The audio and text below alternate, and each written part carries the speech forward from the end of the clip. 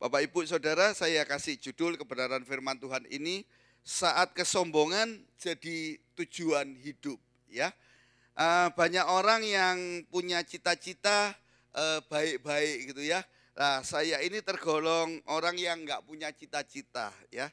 Sampai terakhir ini saya mau turun dari mobil ini, saya terima kabar yang mengejutkan, sebetulnya kabar yang bahagia, kabar yang baik buat saya, tapi sebenarnya menakutkan ya, karena ini bukan jadi tujuan hidup saya. Nah, kita belajar ya, selama ini yang sering dibahas ini tentang Raja Daud. Malam hari ini kita belajar sedikit saja tentang Raja Saul. Saudara bisa buka dalam kitab 1 Samuel pasal 13 ayat 8 sampai 10 ya. Oh ya, sudah tampil semua. Wah, ini bagus ini tampilannya.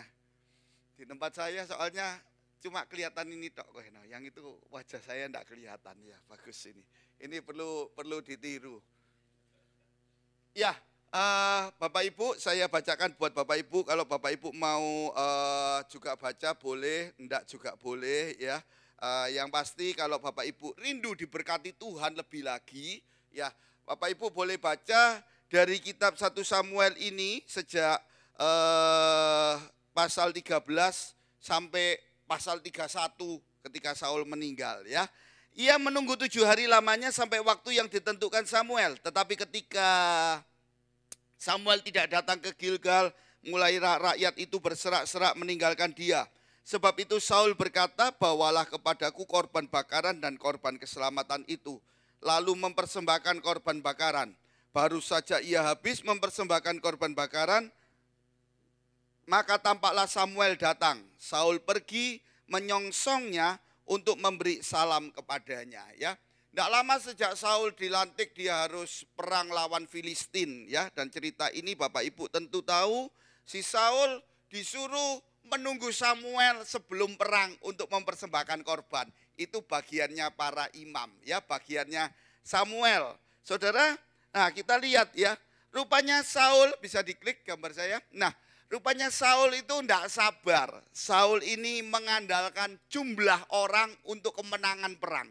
Ketika dilihat orang berserakan gitu ya, rakyatnya pulang, pasukannya pulang, Saul ini takut. Dari sini saja saya melihat bahwa Saul itu bukan pimpinan yang dicintai sama pasukannya, sama rakyatnya. Ya, kalau rakyatnya cinta sama pimpinannya, kondisi bagaimanapun pimpinannya itu ditemani gitu ya. Rupanya Saul tidak disukai. Nah saudara, saya melihat Saul ini kenapa sih kok akhirnya nggak sabar. Dia mempersembahkan korban sendiri. Saul itu takut kalah, kalau saya lihat takut reputasinya hancur. Wah, kalau kalah gimana gitu ya. Saya rasa Saul prajurit-prajuritnya mati mungkin dia nggak apa-apa, tapi dia penting gitu ya. Orang yang sombong itu penting reputasinya ya. Bapak Ibu lihat ya, saya cuma bisa mencatat 2 hal dari kasus ini. Lebih takutlah melanggar daripada takut kalah. Saul nggak penting, ngelanggar firman nggak apa-apa, pokoknya aku selamat. Ngelanggar firman nggak apa-apa, pokoknya ada keuntungan buat dirinya ya. Jelas-jelas dia nggak boleh dapat perintah dari Tuhan lewat Samuel. Saul nggak boleh mempersembahkan korban. Tapi Saul merasa, aku ya raja kok, kenapa saya nggak boleh? Loh, masuk akal kalau aku lakukan. Kalau nggak aku lakukan, rakyatnya pulang. Gimana aku perang? Masa aku juga raja pimpinan, aku yang dipilih raja pertama dari Israel. Kok aku nggak boleh gitu ya? Saul nggak takut melanggar, Saul takut kalah. Bapak Ibu Saudara, pelajaran dari sini, belajarlah kita ini takut sama firman Tuhan. Mungkin kadang seringkali firman Tuhan itu terkesan merugikan. Saya kok mesti selalu ingat ada ayat yang tidak saya sukai dan saya belajar untuk menyukai ayat itu ya. Kasihilah musuhmu, berdoalah buat orang yang menganiaya kamu, berkati mereka. Kok ya ada ya ayat model kayak gitu di Alkitab itu ya. Tapi ya sudahlah, memang nggak bisa dihapus gitu ya. Ya jadi lebih takut. Ayat itu terkesan buat saya seringkali merugikan saya. Saya tidak bisa melampiaskan emosi. Nah, lebih takutlah ditinggal Tuhan daripada ditinggal manusia. Orang kalau ngelanggar Tuhan, ngelanggar firman terus, lama-kelamaan Roh Kudus ini tidak bicara dalam hati kita. Lama-kelamaan damai sejahtera hilang dan Tuhan bisa meninggalkan diri kita. Dan rupanya Saul itu nggak takut ditinggal sama Tuhan. Karena Tuhan memang nggak kelihatan secara fisik. Orang itu kalau ditemani banyak orang itu seneng gitu ya. Saudara, takutlah ditinggal Tuhan daripada ditinggal manusia. Banyak orang lebih suka kelihatan banyak, nggak penting Tuhannya, gitu ya. Banyak orang melegalkan segala cara, pokoknya temennya banyak. Banyak orang melegalkan segala cara untuk jadi kaya. Saya melihat akhir-akhir ini di dunia bisnis pun orang yang kerjanya dulunya agak miring-miring nggak beres, sekarang juga banyak yang habis, ya. Nah, kita lihat kasus kedua ya dalam Kitab 1 Samuel 15 ayat 20 sampai 21.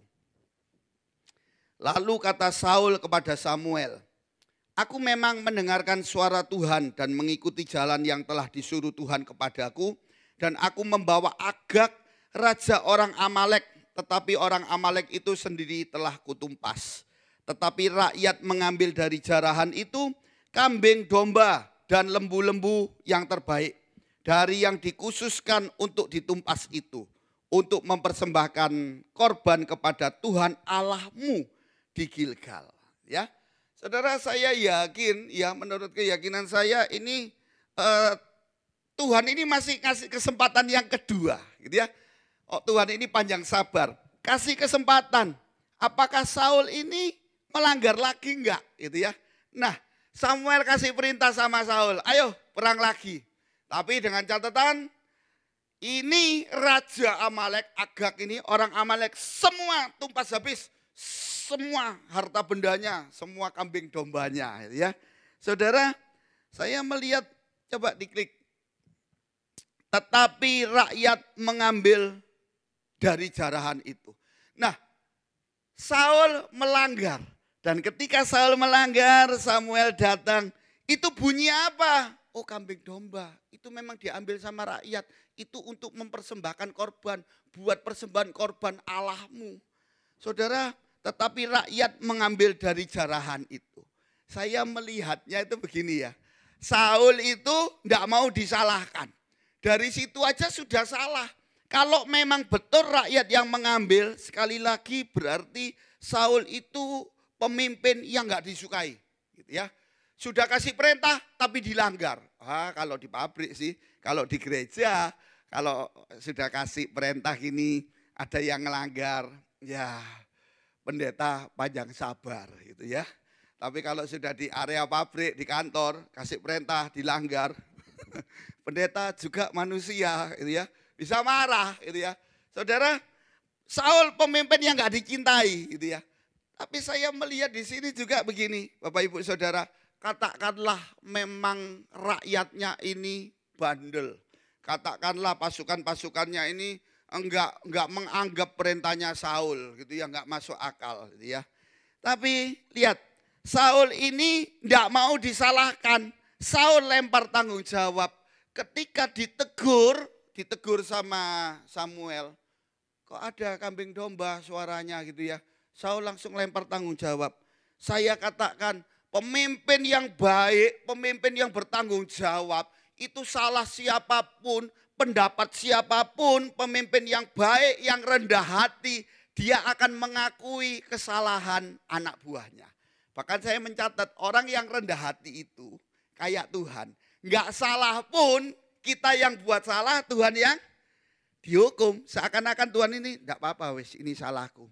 Hukum menaku. Wah, saudara, banyak orang-orang model kayak Saul gini ya. Saya belajar tentang kepemimpinan ini agak lama dan puji Tuhan enggak lulus-lulus.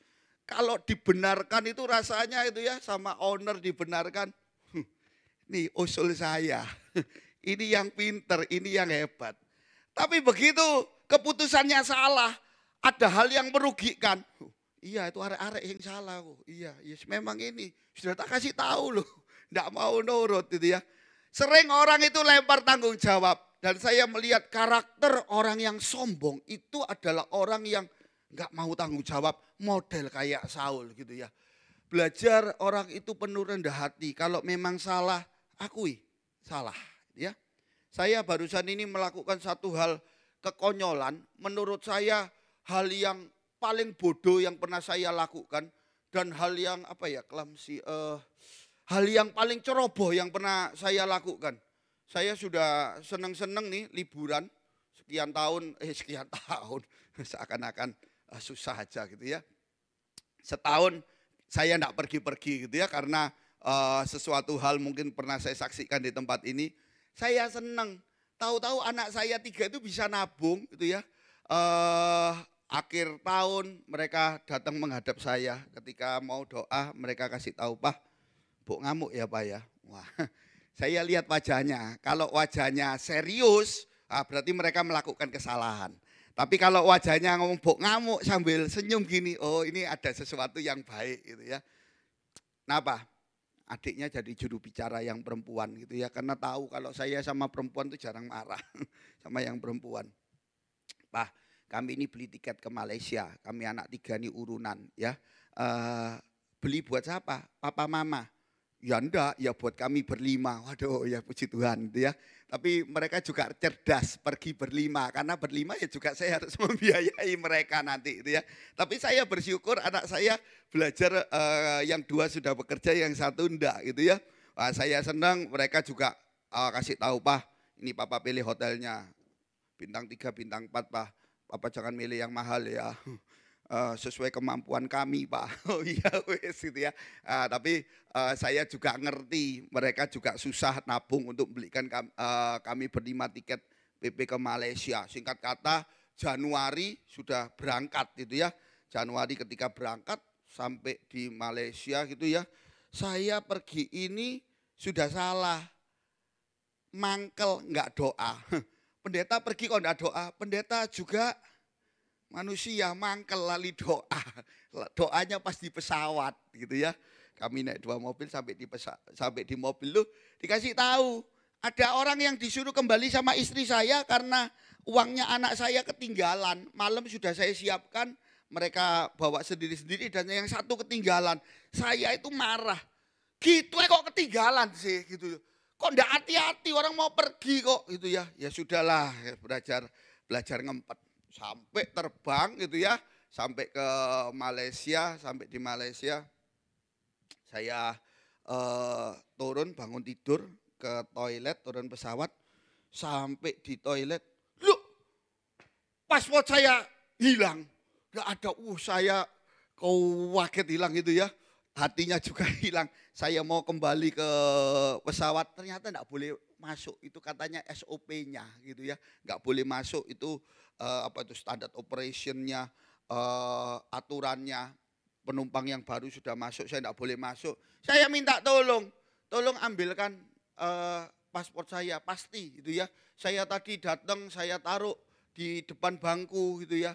Dicari sampai 2 kali nggak ada. Terus saya baru ingat, iya setelah saya taruh di bangku, saya buka majalah. Majalahnya saya masukkan, jadi paspor saya di dalamnya.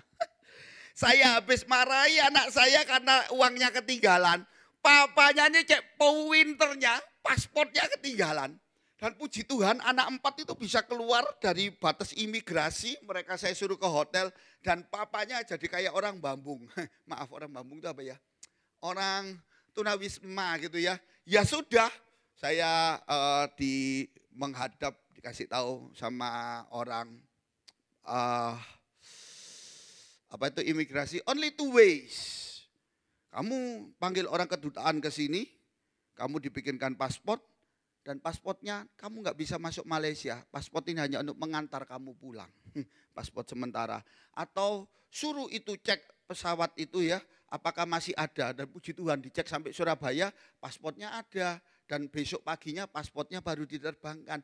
Dan sepanjang malam gitu ya, hampir 12 jam. Saya merasakan saya ini jadi orang Bambung, sekali lagi orang tunawisma, karena di airport Malaysia itu sebelum masuk imigrasi itu nggak bisa beli makan gitu ya, masih baik orang imigrasinya bantu saya ambil jaket dan colokan itu, masih baik orang imigrasi yang sama itu tahu-tahu belikan saya makan gitu ya. Saya duduk di kursi enggak bisa tidur, saya ngelempoh enggak bisa tidur, sudah tak colokin handphone, aduh kayak orang bambung persis. Dan saya sekali lagi enggak pernah sebodoh itu dan seceroboh itu. Dan saya pikir, ya ini upah kesombongan saya. Upah kesombongan, loh kok bisa? Iya, kalau saya seringkali ke airport saya pakai jalan pintas. Saya begitu datang selalu ada yang ambilkan koper. Ya, saya jumpa ada pendeta agak besar gitu ya. Mereka harus antri, saya enggak antri, saya langsung. Kalau saya keluar dari luar negeri, orang antri di imigrasi, saya langsung sombong gitu ya. Langsung pokoknya keluar ada yang bawakan, semua koper, semua tahu beres gitu ya. Saya jadi tahu ternyata gitu ya. Dan saya bilang sama anak-anak saya, sama istri saya, kamu pergi hotel. Karena mereka pengen nemeni saya bermalam di airport gitu ya. Kamu pergi hotel, minta maaf ya, papa salah. Papa salah, papa minta maaf mengganggu liburanmu. Jadi saya kehilangan satu malam. Mereka bangun pagi gitu ya, siap-siap mau pindah kota, saya baru datang ya, puji Tuhan, Tuhan baik. Bapak Ibu Saudara, saya belajar bahwa namanya salah itu salah. Tak pakai alasan. Dan orang yang gentle, orang yang rendah hati, meskipun itu bukan salahnya pun, itu salah anggota keluarga, belajarlah mengambil tanggung jawab. Sorry ya, salah. Oke, kita lanjut belajar dari Saul. Kenapa saya kasih judul kesombongan itu rupanya menjadi tujuan hidupnya Saul, gitu ya. Nah, untuk mempersembahkan korban kepada Tuhan Allahmu di Gilgal. Suatu saat itu saya marah sama anak saya. Bo bertengkar aja po sih, bo gegeran aja. Papa jangan marahi saya. Papa marahi anaknya papa satunya itu. Saya langsung tegangan tinggi saya. Ini kurang ajar ini. Loh, anakku satunya kan berarti saudaramu, ya kan? Saya melihat ada kata yang kurang ajar menurut saya yang diucapkan sama Saul. Loh, ojo ngamui aku ta. Loh, aku tidak bunuh rajanya, tidak bunuh kambing dombanya. Itu buat Tuhan Allahmu. Aku mempersembahkan korban. Loh, apa bedanya? Apakah beda Tuhan Allahnya Saul sama Tuhan Allahnya Samuel? Mungkin bisa juga Saul ini marah karena, loh, aku ini tak simpen, tapi ya juga buat persembahan korban Tuhan Allahmu kok, gitu loh. Waduh, saya pikir Saul ini kurang ajar ini. Dia lupa siapa yang angkat. Mentang-mentang jadi raja. Orang yang rendah hati akan belajar memperhatikan etika berbicara terhadap orang yang rendah sekalipun. Saya berapa kali jumpa, aduh anak-anak muda. Kalau dulu hormat baik, sekarang sudah jadi pimpinan pabrik, ngomong tangan dimasukkan, iya, oh iya. Oh saya ngelihatkan kayak gitu tuh. Ya kalau saya mentolo berarti juga sombong, cuma saya lihat aduh. Saya sering guyon ya, kalau nunggu kaya beneran kapan sombongnya ya. Saya ini punya sahabat gitu ya. Saya ini mau ngajak makan kemana bisa, mau minta makan apa bisa gitu ya. Kalau pergi ya sudah pakai sandal jepit, pakai kaos santai gitu ya. Padahal itu ya sekali dia pakai arloji saya lihat piro kok regoi iki murah, sing iki mek 2M. 2M.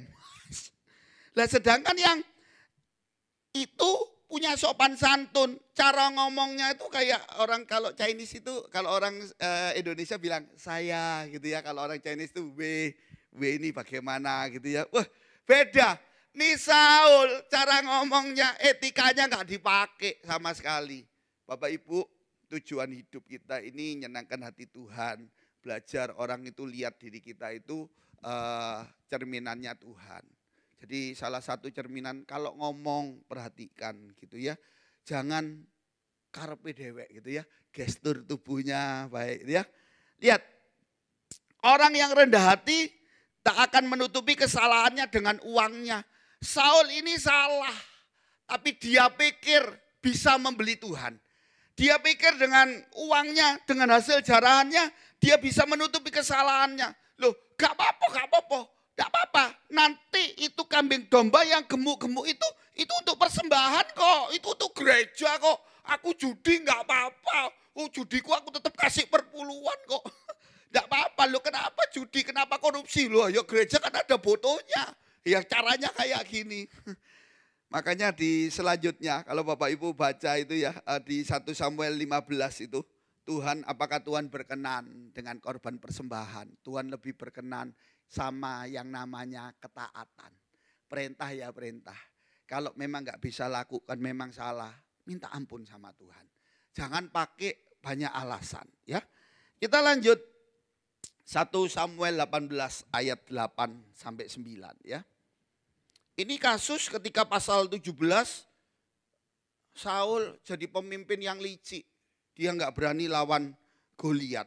Nah, 1 Samuel 18 ayat 8 dan 9, lalu bangkitlah amarah Saul dengan sangat. Dan perkataan itu menyebalkan hatinya. Sebab pikirnya kepada Daud diperhitungkan mereka berlaksa-laksa. Tetapi kepadaku diperhitungkannya beribu-ribu. Akhir-akhirnya jabatan raja itu pun jatuh kepadanya. Sejak hari itu maka Saul mendengki Daud. Saudara, tentu saudara ingat ya, ini tentang para wanita yang nyanyi. Saul ngalahkan beribu-ribu, Daud mengalahkan berlaksa-laksa. Lihat, Saul iri melihat keberhasilan Daud. Saul ini takut kerajaan jatuh ke tangan Daud. Coba diklik. Saul ini saya melihat ciri-ciri orang yang sombong adalah orang kalau sombong itu melihat orang lain berhasil itu enggak suka. Ada orang yang lebih hebat dari dirinya itu enggak suka. Apalagi ini dalam satu komunitas yang notabene Saul itu pemimpin. Ada anak buah yang berhasil. Loh, pemimpinnya jadi tambah marah. Saya ini mencari sampai sekarang ini satu tempat sudah saya tutup, tinggal 2 tempat itu ya. Sampai sekarang saya ini mencari orang-orang yang ahli di bidangnya, staf yang expert, yang pandai gitu ya. Yang sudah ada ini saya harap bisa punya capaian, punya usul, punya hasil kerja yang benar-benar menghasilkan, yang bernilai, yang baik gitu ya. Lah saya melihat ini, rupanya sejak dulu pun ada ya yang namanya orang sombong ini ya. Orang yang iri dengan keberhasilan orang lain. Jadi nggak usah jauh-jauh dah. Oh lihat gereja sana rame, gereja sini baik gitu ya. Diberkati Tuhan. Saya melihat dalam satu komunitas saja gitu ya. Saya untuk membongkar dalam organisasi ini butuh waktu ya. Ketika yang lama menduduki gitu ya, yang lama sudah dicopot, yang baru. Nah, ini yang kepala saudara kan BPL ya, MPL baru. Saya kok punya keyakinan MPL yang lama enggak terima. Oh enggak boleh dah, ini sesama pendeta. Tapi saudara, mau dalam organisasi apapun saya melihat orang yang sudah tergeser saja gitu ya. Rasanya suka kalau organisasi atau pejabat yang baru menduduki itu melakukan kesalahan, terjadi kegagalan, kerjaannya nggak beres. Orang yang lama itu tergeser pasti. Kapokmu kapan? Makanya tak keminter. Aduh, coba aku yang jadi gitu ya. Saul ini takut ketika Daud ngalahkan buahnya. Setiap peperangan menang, Saul itu takut ketika Daud mengalahkan Goliat. Loh, saya melihat ini pemimpin yang konyol banget. Loh, kenapa kamu sendiri yang ngalahkan Goliat? Kenapa sih? Pemimpin kok takut? Kalau takut gak usah jadi pemimpin. Itu resiko.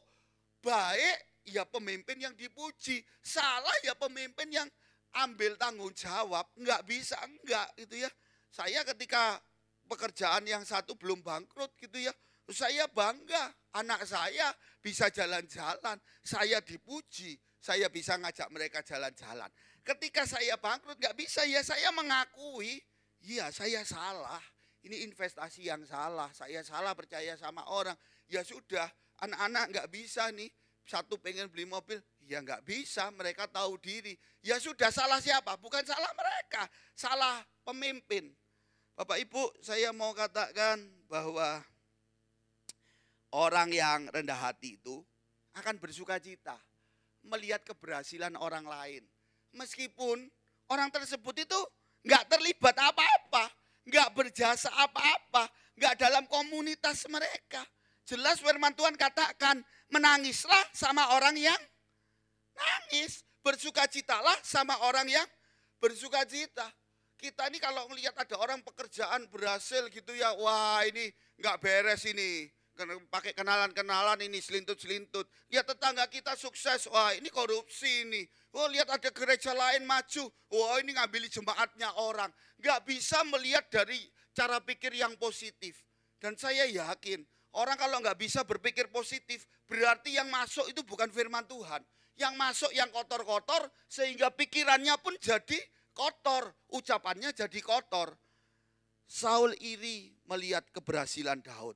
Bapak Ibu, gitu ya. Jadi Saul ini nggak suka lihat orang berhasil. Nah, dalam perjalanan hidup kita ini mumpung masih Januari, ya. Yang lalu ya sudah lalu. Bener tak? Jangan-jangan kita ini kayak Saul. Lihat orang yang sukses, kita ini iri gitu ya. Nggak belajar dari keberhasilannya. Nah, yang terakhir kita lihat dari kitab 1 Samuel pasal 31 ayat 4. Sebelum ini coba tadi lihat ya, 1 Samuel pasal 18 ayat yang 9. Sejak hari itu, maka Saul selalu menengki Daud. Ya, saya ketika baca ayat ini, pas kemarin ini saya sharekan di persekutuan doa tempat saya kerja ya. Sejak hari itu, gitu ya, sejak Saul mendengar perkataan Daud mengalahkan berlaksa-laksa. Wah, sejak saat itu fokusnya salah. Sejak hari itu maka Saul selalu menengki Daud. Dan Alkitab mencatat sejak saat itu semua daya upayanya Saul, pikirannya Saul, tenaganya Saul cuma satu. Pokoknya aku harus bunuh Daud. Daud di mana dikejar. Harusnya dia itu dapat fasilitas jadi raja untuk mengalahkan musuh-musuhnya Israel. Bukan untuk bunuh Daud. Sejak saat itu fokusnya sudah salah. Tujuan hidupnya salah. Pokoknya kalau Daud tidak mati, dia tidak lego. Gitu ya. Semua digunakan untuk ngejar Daud. Dan kita lihat di 1 Samuel pasal 31 ayat 4. Yang bagian terakhir. Sampai pada akhir hayatnya. Gitu ya. Lalu berkatalah Saul kepada pembawa senjatanya. Hunuslah pedangmu dan tikamlah aku. Supaya jangan datang orang-orang yang tidak bersunat ini menikam aku dan memperlakukan aku sebagai permainan. Tetapi pembawa senjatanya tidak mau karena ia sangat segan. Kemudian Saul mengambil pedang itu dan menjatuhkan dirinya ke atasnya. Saya melihatnya begini Bapak Ibu ya. Kalau orang sudah kalah perang nih, kalau orang sudah kalah, harusnya orang itu akan berusaha sedemikian rupa bisa membunuh banyak orang. Tidak ada orang yang menyerah. Satu kesalahan adalah Saul menyerah, gitu ya. Karena dia matinya bunuh diri, gitu ya. Dan saya melihat ada kesombongan dari Saul. Dia tidak mau dibunuh sama orang-orang lain, lebih baik aku mati sendiri, gitu ya. Sampai mati pun sombong. Mati dia tidak ngerti apa-apa kok. Dia cuma pengen dianggap bahwa aku matinya tidak dibunuh sama musuh kok. Aku membunuh diri sendiri. Kesombongan mengawal Saul sampai pada akhir hayatnya. Ketika saya nulis ini, saya ingat Kohena selalu bilang kalau doa apa, biarlah apa Tuhan menjadi panglima, gitu ya. Nah, rupanya yang jadi panglimanya buat Saul itu apa? Kesombongannya. Sampai matinya, sampai akhir titik darah penghabisan. Panglimanya Saul itu rupanya bukan Tuhan. Panglimanya itu rupanya sombong. Saul itu lupa. Singer, song leader, pemain musik tolong bantu saya. Lagu yang tadi aja. Klik. Slide saya yang terakhir. Kesombongan ini rupanya menghancurkan Saul gitu ya. Banyak orang sekali lagi kalau masih belum apa-apa. Orang itu, waduh Saul ketika diangkat jadi raja. Aku ya, aku nih dari suku terkecil, dari kaumku. Dia merasa tidak layak. Coba wah, orang sudah diangkat, merasa melayak-layakkan diri. Ketika belum diangkat, gitu ya, iya aku tidak pantas, jangan gitu ya. Kok aku ya? Tapi ketika sudah duduk di tampuk pimpinan, beda cara pandangnya. Saul diangkat Tuhan jadi raja untuk melayani rakyat Israel, bukan untuk melayani kesombongannya. Ya, Saul lebih banyak pakai fasilitas raja untuk melayani kesombongannya, melayani kepentingannya sendiri.